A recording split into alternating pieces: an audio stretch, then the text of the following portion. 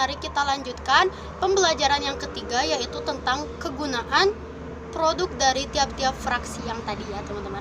Jadi dalam fraksi pertama itu ada gas. Fraksi pertama itu dari C1 sampai C4. Itu tuh gas. Titik didihnya itu kurang dari 20. Untuk yang lebih lanjutnya nanti kita bahas ya. Kemudian kegunaannya itu dia menjadi bahan bakar LPG, dan dia juga bisa menjadi bahan baku senyawa organik teman-teman. Nah, kemudian yang kedua, pada fraksi kedua itu ada yang dinamakan bensin, fraksi bensin ya. Jumlah atomnya itu dari C5 sampai C10. Nah, titik didihnya itu 40 sampai 180. Dia itu otomatis ya jadi bensin lah, kan dia namanya juga fraksi bensin, dia jadi bahan kendaraan ya. Bisa jadi Pertamax, Premium, Pertalite dan sebagainya teman-teman. Kemudian yang ketiga itu C-nya nggak beda jauh, dia itu dinamain fraksi nafta. C-nya itu C6 sampai C10. Padahal dia nggak beda jauh, dari C5 sampai 10 dan C6 sampai 10 dia nggak beda jauh. Tapi kenapa gitu? Kalau nafta itu ya gini ya, nafta itu titik didihnya 70 sampai 180.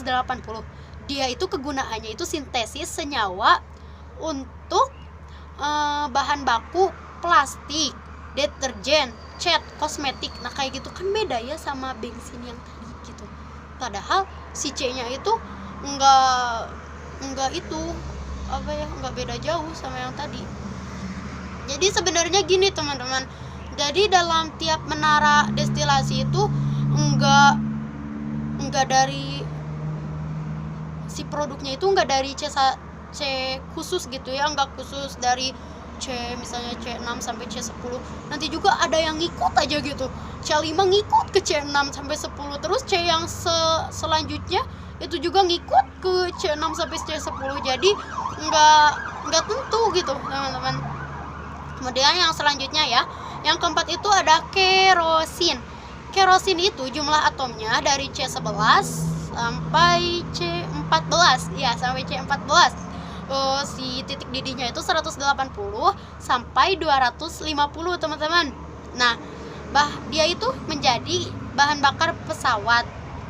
Kok dia jadi bahan bakar pesawat, enggak C yang tadi aja gitu, yang bahan bakar kendaraan, emang beda gitu. Nanti kita bahas ya teman-teman. Dia juga bisa jadi bahan bakar kompor parafin teman-teman. Kemudian selanjutnya yang kelima ya. Aduh lupa lagi. Yang kelima itu minyak solar dan diesel. Fraksi minyak solar dan diesel. Dia itu jumlah atomnya C15 sampai C17 ya, 17. Si titik didihnya itu 250 sampai 300. Dia itu menjadi bahan bakar kendaraan bermesin diesel. Dia itu mesinnya cuma mesin diesel. Terus apa bedanya solar sama diesel? Nah gini, kalau untuk mesin solar itu untuk mesin rotasi tinggi, kalau diesel itu untuk mesin rotasi rendah. Jadi kebalikannya teman-teman. Nah, kemudian ada fraksi minyak pelumas dan lilin. Ya, lilin. Kalau minyak pelumas itu C-nya itu dari C18 sampai C20.